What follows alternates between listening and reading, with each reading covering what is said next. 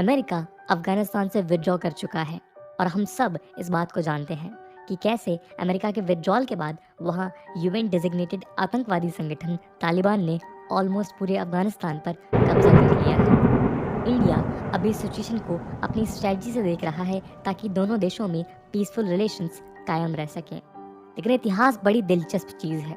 अफगानिस्तान ने कभी इंडिया पर 18th सेंचुरी में कई बार अटैक किए थे। एक अफगानी रूलर ने इंडिया पर 9 बार अटैक किए थे और दिल्ली और पंजाब के कई इलाकों को लूटा था।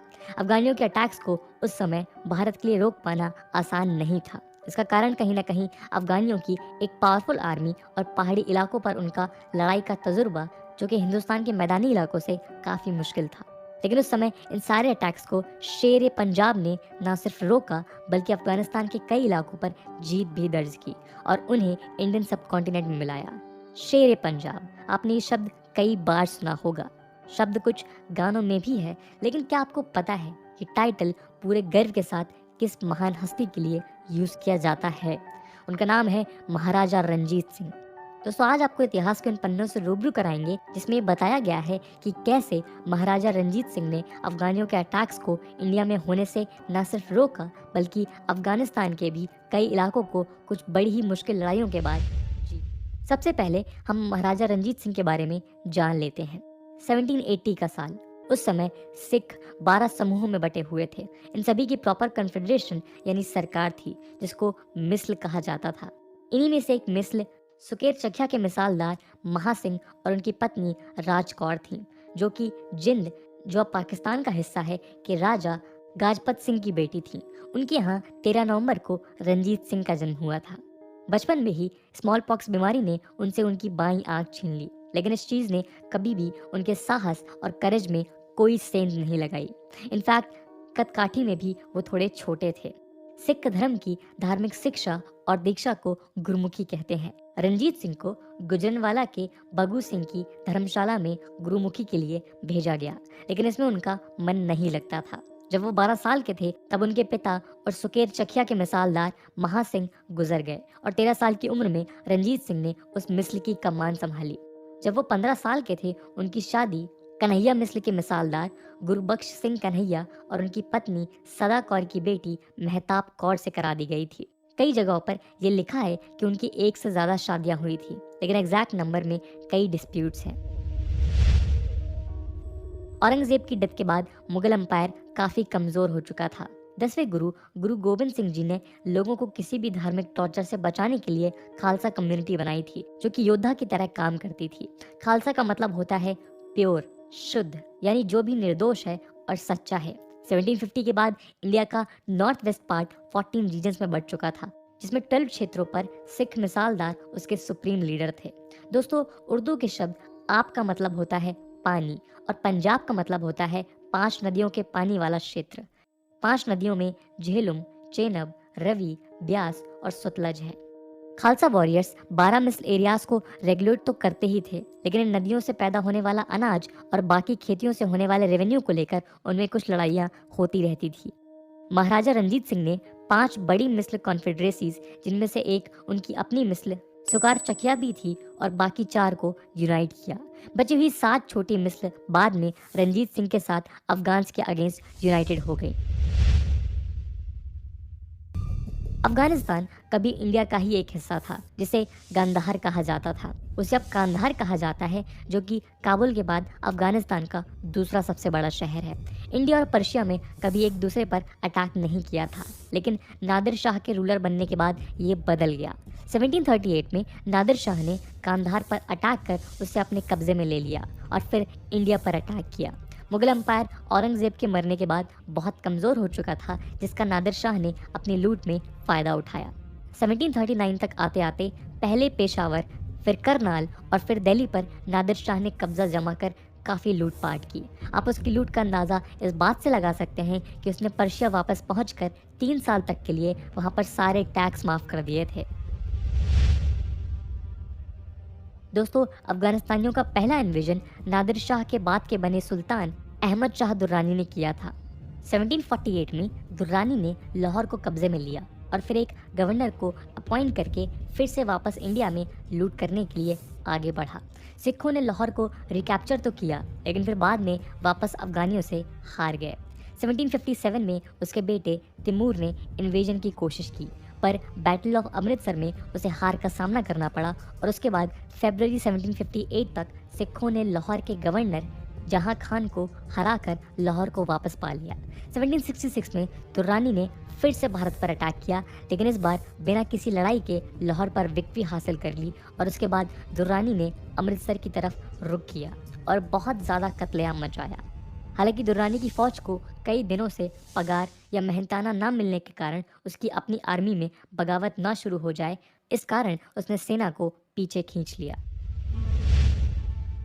दोस्तों, किसी 17 साल की उम्र के किशोर से आप ये कह करके देखिए कि उसे एक इन्वेडर की आर्मी को रोकना है जिसके पास 10,000 सैनिकों से ज़्यादा बड़ी आर्मी है। वो कहेगा यार ये आदमी पागल हो गया है।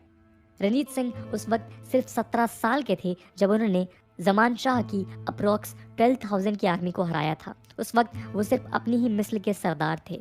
जमान शाह अहमद शाह दुर्रानी का ग्रैंडसन था।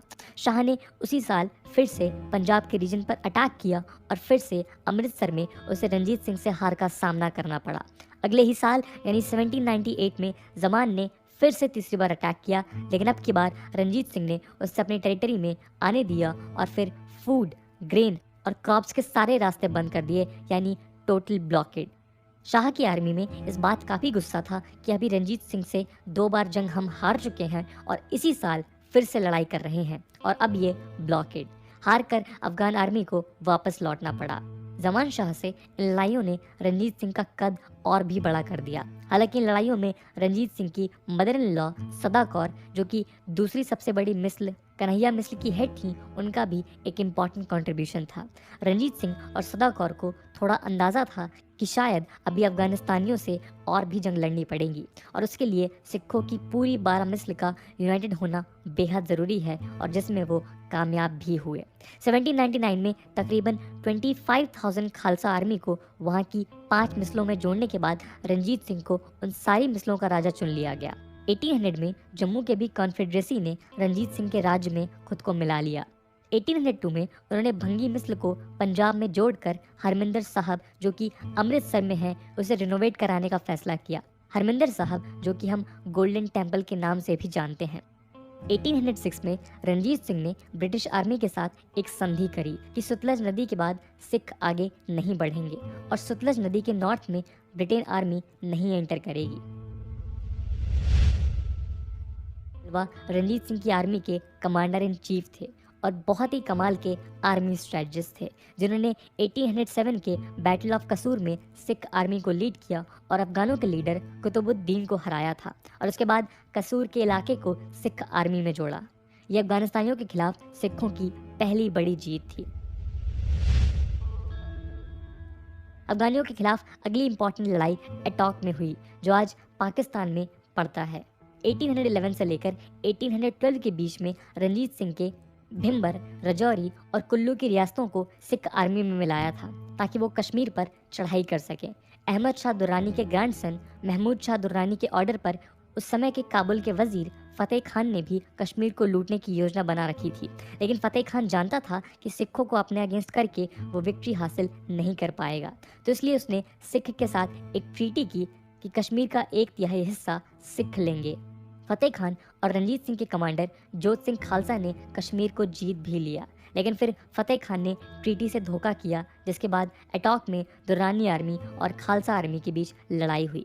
फतेह खान ने लड़ाई में अपने भाई दोस्त मोहम्मद खान को भेजा। शुरुआत में सिख को लड़ाई के कई मोर्चों पर कुछ मुश्किलें आई, लेकिन रंजीत सिंह के जनरल देवान मोकरम चांद, जो इस लड़ाई को लीड कर रहे थे, उन्होंने अफगानियों के कैंप से 13 किलोमीटर दूर अपना इनकैम्पमेंट बसाया। इसका फ़ायदा ये हुआ कि दुर्रानी आर्मी वहाँ के वेदर से उतने परिचित नहीं थे जितने सिख थे, और जल्द ही अफगानियों की खाने और बाकी सामानों की सप्लाई कम पड़ गई, जिसके बाद अफगानियों ने खालसा आर्मी पर अटैक ही कर दिया। दीवान मोहम्मद चांद ने इस जंग में कई हाथियों का इस्तेमाल किया और दुरानियों को वहाँ से खदेड़ दिया। फतेह खान को लगा कि दोस्त मोहम्मद खान मर चुका है, तो वो कश्मीर छोड़कर काबुल भाग गया। 2 महीने बाद रंजीत सिंह ने कश्मीर को दुर्रानियों से जीत लिया। मुल्तान उन दिनों नवाब मुजफ्फर खान के अंडर आता था, जिसे दुरानियों ने मुल्तान की कमान संभालने को दिया था। मुल्तान को रंजीत सिंह जीतने के लिए डिटरमाइंड थे, क्योंकि मुल्तान के जीतने के साथ ही दो छोटी मुस्लिम रियासतों बहावलपुर और डेरा गाजी खान पर वो नज़र भी रख सकते थे और उन्हें कंट्रोल भी, क्योंकि इस बात का अंदेशा बहुत था कि ये दोनों रियासतें सिख अंपायर पर अटैक कर सकती थीं, जिसमें मुल्तान जो कि एक बड़ी फोर्स थी उनका इस अटैक में साथ दे सकती थी।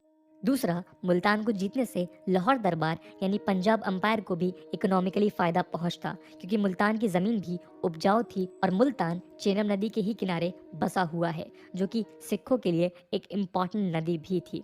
सिख आर्मी ने नवाब की 2 किलों मुजफ्फरगढ़ और खानगढ़ पर चढ़ाई जनवरी 1818 में शुरू की।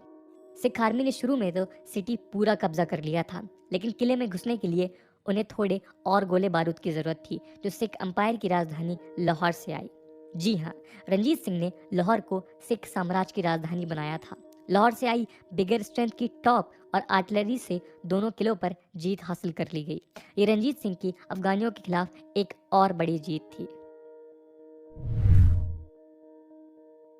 दोस्तों, सिख अंपायर पीर पंजाल रेंज के पहाड़ों के इलाकों, जो कि हिमाचल प्रदेश, जम्मू एंड कश्मीर के कई इलाकों में आता है, इन इलाकों पर अपना कंट्रोल रखता था। लेकिन कश्मीर के कई इलाकों पर दुर्रानियों की हुकूमत थी, जो सिख के सप्लाई चेन के पैसेज को बहुत अफेक्ट करते थे। तो इसलिए कश्मीर के बाकी बचे इलाकों को दुर्रानियों से छुड़ाना जरूरी था। 30,000 सैनिकों की खालसा आर्मी ने 3 कमांडर्स के जरिए चढ़ाई शुरू की। खड़क सिंह, मिसले दीवान चंद और खुद महाराजा रंजीत सिंह। कश्मीर के इलाके पंच के कोतवाल मीर मोहम्मद खान और सोफियन के कोतवाल मोहम्मद अली ने लड़ने की कोशिश तो की, लेकिन हार गए। जुलाई 1819 में सोफियन ने दुरानी अपॉइंटेड लीडर जब्बार खान और सिख आर्मी में बड़ी बैटल हुई, जिसमें जब्बार खान हार गया और पूरा कश्मीर सिख अंपायर के अंडर आ गया। रंजीत सिंह का कश्मीर को जीतना अफगानियों के खिलाफ नदन मोस्ट पार्ट में बहुत ही बड़ी जीत थी। इस जीत से पूरे एम्पायर को तिब्बत और लद्दाख के ट्रेड करना और भी आसान हो गया था, जिससे काफी इकोनॉमिक मुनाफा हुआ। नौशेरा की लड़ाई मार्च 1823 में नौशेरा में यूसुफजाई की आर्मी, जिनको दुरानी आर्मी और पश्तून के लीडर अजीम खान का सपोर्ट था, उनके और महाराजा रंजीत सिंह के बीच लड़ी गई थी। इस लड़ाई को जीतने के बाद सिख ने डैमेज हुए बाला हिसार और पेशावर के फोर्ट और इलाकों को वापस से रिबिल्ड भी किया। ये जीत महाराजा रंजीत सिंह की अफगानियों पर एक और बड़ी जीत थी।